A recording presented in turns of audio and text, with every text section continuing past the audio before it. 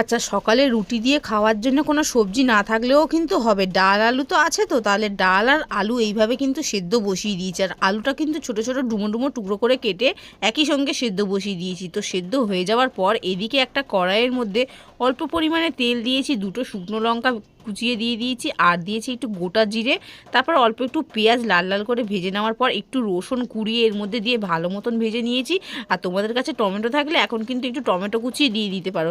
আমার কাছে টমেটো ছিল না, তাই দিইনি। এবার কিন্তু এর মধ্যে দিয়েছি কয়েকটা কাঁচা লঙ্কা একদম কুচিয়ে দিয়েছি, পরিমাণ মতো নুন, হলুদ, লঙ্কার গুঁড়ো, জিরের গুঁড়ো আর ধনের গুঁড়ো, আর সামান্য একটু স্বাদ বাড়ানোর জন্য দিয়েছি চিনি। এবার কিন্তু সমস্ত মশলা একদম তেলের মধ্যে একটু নেড়ে ছেড়ে ভালো মতন ভেজে নিয়ে এই যে সেদ্ধ করে রাখা ডাল আর আলুটা দিয়ে ভালো মতন নাড়িয়ে চাড়িয়ে মিশিয়ে নিয়েছি, আর সামান্য অল্প পরিমাণে একটু জল দিয়ে দিয়েছি। এই ডালটা না, ডাল আলুর ডালনাটা ভাত, রুটি কিংবা পরোটা সব কিছুর সঙ্গে একদম ফাটাফাটি লাগে। তো এই যে একটু ফুটিয়ে নিলেই কিন্তু রেডি। আর এটা কিন্তু একটু ঘন ঘন হবে, কারণ এটা আজকে রুটি দিয়ে খাবো, দুপুরবেলা প্লাস ভাত দিয়ে খাবো, তো অনেকটা পরিমাণে করেছি।